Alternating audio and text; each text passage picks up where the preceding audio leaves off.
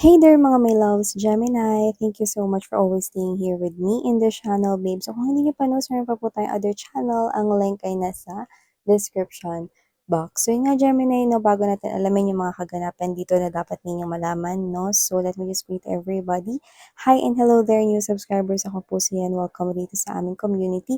At sa mga returning subscribers, thank you so much for the warm love and support you're giving me. So wala tayo ditong gender, babae, lalaki, LGBT, lahat kayo welcome here. Cross-watchers, you can flip roles if you want, and at the end of the day, you always have your free will, no? At free ka rin na gamitin yan. So, let's go ahead and check these messages here for my Gemini people out there. So let me shuffle this for ya, Gemini. Thank you so much, Archangel Michael, together with the angels and spirit guides, for being present here in this reading. This is for my Gemini people. Can you please show me messages for Gemini? What are the things that Gemini needs to know? Ano yung mga bagay na pwede nilang i-look forward here? What are the things they need to know right now? Gemini. Just take how this resonates, guys. Gemini. Okay, so let's go ahead. Ilatag naman na natin lahat ng mga mensaheng ito bago natin tuluyang i-read for ya. Guys, you have here this Ace of Wands energy. The Ten of Swords. Queen of Coins energy. Seven of Coins. Ace of Cups. Five of Swords energy. Two of Cups, Strength card, Two of Swords right here. Could be seeing a lot of number twos. Seven of Swords, Queen of Cups, Knight of Pentacles. Okay.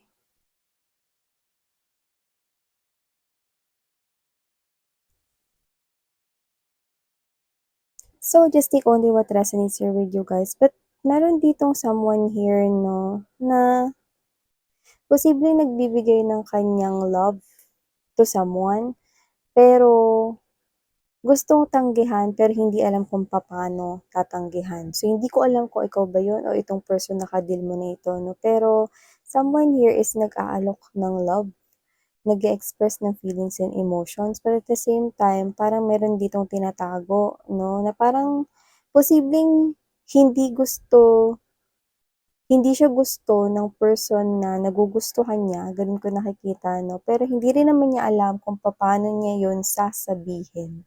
So, may lumalabas rito na love situation, pero posibleng hindi yun yung pinakahinahanap niya. Gusto niyang tanggihan, pero hindi alam paano tatanggihan. So, doon, no, just take what resonates, no? Pwede kasing kayo yun, or pwedeng yung kadil ninyo. So, aside from that, I'm picking up right here, no, na posibleng magkaroon rito ng conflict sa office. Pwedeng magkaroon ng argument, no, between you and your coworker. Pero yung iba po, paaring could be you or could be sa boss mo. Between you. Yan, no. So, nakita ko rito na maaari itong mag-form ng hindi maganda, no, to the point na baka umabsent ka, no, or mag-leave ka, or baka yung iba, worst case scenario, baka mag-end up na umalis ka na lang dyan sa work mo because of that misunderstanding or because of that situation that will arise sa work mo or sa trabaho mo. Yun yung nakikita ko rito, no? So, nakikita ko rito na parang ikaw to, na gusto mo naman talaga ng peace of mind, no? Kaya lang, parang may situation dito na parang tinatawag ka rito na you need to defend yourself. So, hindi ko alam kung ano to, no? Parang, yung iba nagsimula lang naman talaga sa parang maliit na bagay na parang, ba't hindi mo ginawa? Alam mo naman na ito yung priority natin, pero hindi mo ito inuna. Parang mga ganun, no? Parang mga ganun yung nakikita ko rito. So, whatever the case may be, posibleng may magdamdam, no? Or may maging into emotional dito, no? So, pwede rito na yung isa nadala ng galit, no?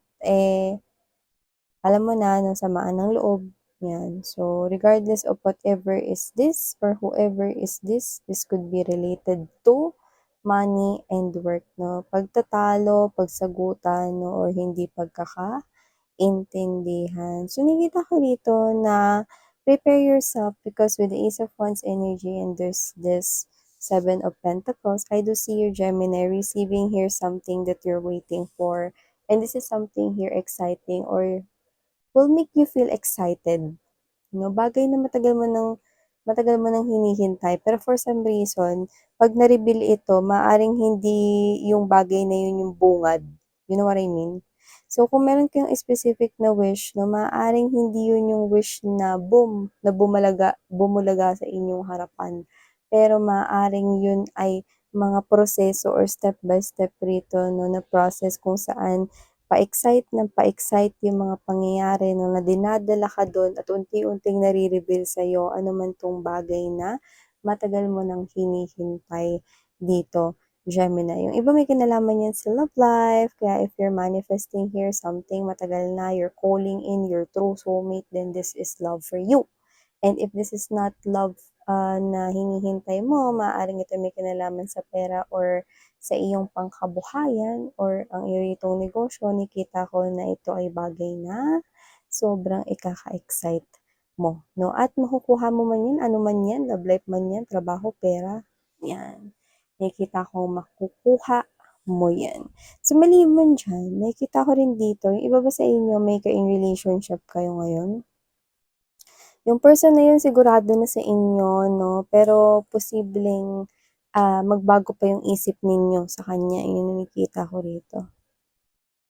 Hindi dahil magkakaroon kayo ng third party or what ha. So, nakita ko dito ng mga energy na parang hindi pa kayo ganun kasigurado sa taong yan. Yan. So, yun nakikita ko dito. Kasi parang may mga issues pa kayo. So, maaaring yung iba, gusto nyo naman siya pero gusto niyo munang mas makilala pa siya more. Yung nakikita ko dito. Yan. Yung iba naman, no, nakikita ko rito when it comes to love, posibleng may plano na yung person ng iba sa inyo na mag-propose sa inyo ng marriage. Pero nakikita ko for some reason, pinopostpone niya yan. Doesn't have to be na hindi ka niya mahal. Pero dito kasi nakikita ko na parang meron ditong mga bagay na gusto niyang makita, no? So, hindi naman sa parang sinusubukan ka niya, pero posibleng ito yung person na rito na parang ito na yung last sign na hinihingi ko. If we're really meant for each other, then this will happen. You will definitely reveal it right before my eyes.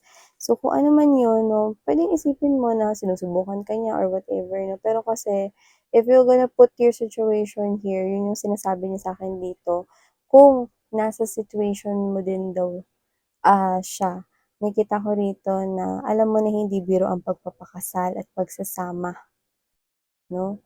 So, ikaw 'to na maninigurado ka rin when it comes to love, no? And this person here believes in signs, clues, and hints. So, maybe every time this person here prays every day, this person here is asking for guidance, no? Or signs or clues from above or from angels and guides universe right here, no? And if you are the right person, then you will show me this. Yan, no? Hindi niya yung direct na sinasabi sa'yo, it's a prayer. It's a wish. Yan, no? But this person here loves you. No doubt. Gusto niya lang dito ng as in guidance, no? Or parang confirmation coming from angels and spirit guides. But kailangan niya pa yun, miss yan. Ayun yung sinasabi niya. Ba't tayo nakikialam? Pero whatever the case may be, I think you are the one for each other. Okay? You're gonna show it sa kanya, even though wala kang kaalam-alam ano ba yung eksaktong hinihiling niyang sign or clue na yan. Yan, I think you're the one for that person, Gemini. Also beware, because I'm seeing a relative, yes, I'm going straight forward.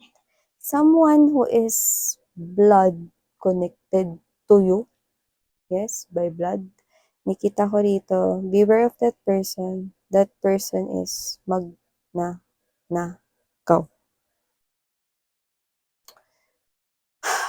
Yeah, I know. Okay, so dinami-dami ng tao sa earth, miss yan, ba't yung kamag-anak pa? Well, I must say that this could be a family member. or a relative, basta kadugo mo. So, make sure, yung ninanakaw dito hindi lang gamit ha. Posible rin siyang may nakawin dito na source ng happiness mo. Yan. Kaya nga I'm telling you guys, yan, no? So, nakikita ko rito, no, na etong klase ng energy na to is hindi yung pagkakatiwalaan. So, you might want to be aware of that. At kung yan man ay gamit, no, siguro kung papasok kayo sa school or papasok kayo sa work, no, ilock nyo na lang yung door ng kwarto ninyo kung may kwarto kayo, no, or drawer ninyo, whatever. Yan. Or bitbitin nyo na lang, ano man yung pinaka-importante sa inyo. Yan. So, hindi ko alam kung ba't ganyan ang thinking ng ibang mga tao, pero may mga ganun talaga, Gemini. So, you need to, protektahan rito dahil ang buhay isang malaking kiyapo. No? Pag hindi ka alerto, maagawan ka. Yan, no? So, for some reason, I'm seeing necklace. So, posibleng jewelry yan. Pwedeng necklace talaga. Or pwedeng accessories yan, no? Na pag sinanla mo, may value. Okay? O yung iba, hindi naman talaga yan yung may value na pera yung halaga, pero mukha kasi siyang, alam mo yun, ngayon kasi hindi mo na madidistinguish no, sa isang tinginan kung yan ba ay totoo na jewelry o hindi eh. 'Di ba? So, maaring ito ay mukhang totoo, no, and then maaring kunin niya yun, tapos may sentimental value yun sa'yo. So, hindi siya aamin kahit kunin niya yun. So, beware na sa mga mahahalaga mo mga gamit or iniingatan mo, no? Nasasandaman yan o hindi. Okay? So, maliban dyan, no, Gemini, nakikita ko rin dito, no, that with this Five of Swords energy, Ace of Cups, if you're looking for love, then someone here is also looking for love until he or she found you. Yan, yung iba natagpuan na kayo nitong person na to, no, at nakita ko rito na siya ay galing sa isang hindi kagandahan na relasyon. Yan, grabe naman kayo na parang gusto ninyong marinig na hindi kagandahan yung naging partner niya or hindi kagwapuhan, no? Ay, grabe si Miss yan, no? Judgmental siya. Nilinaw ko lang, sabi ko galing siya sa hindi kagandahang relasyon, diba? Pero wala na yun, ibig ko lang sabihin kasi yun yung clue. Posibleng siya ay galing sa isang hindi kagandahang relasyon at siya yung lumalabas ng new love potential mo dito. At ilalaban ka ng person na yan for some reason at posibleng mauwi sa kasalan ang inyong koneksyon kung kayong dalawa ay pagpapatuloy na mag-dive sa ganitong klase ng connection. Malaki yung chance na talagang maging mag-asawa or magsama kayong dalawa. Buong ganun na. Kasi nakita ko na i-invest niya sa iyo yung kanya ritong time at attention. So nakita ko na posibleng meron kayo dito kung may age difference dito, posibleng mas older siya sa iyo, no? Feeling ko malaki na ang 10 years gap, no? So, regardless of whatever that is, no, yun ay hindi para sa lahat, no? Yun ay maaaring mensaheng specific na kuha natin sa isa sa mga manonood natin dito. Pero yun nga, no, ang kanyang itsura ay baby face. Yan, no? So, hindi po makikita yun sa itsura. Okay? Mukha talaga siyang kaedad mo lang, no? Yung iba nga, baka napagkakamalan pa tong mas bata sa inyo, no? Yan, no? Miss, yan, judgmental mo naman. Grabe ka naman, no? So, sinasabi ko lang, Gemini, no, na hindi makikita sa kanyang face ang kanyang age, no? Yung iba nga rito, sa kanila na pagkakamalan pang estudyante.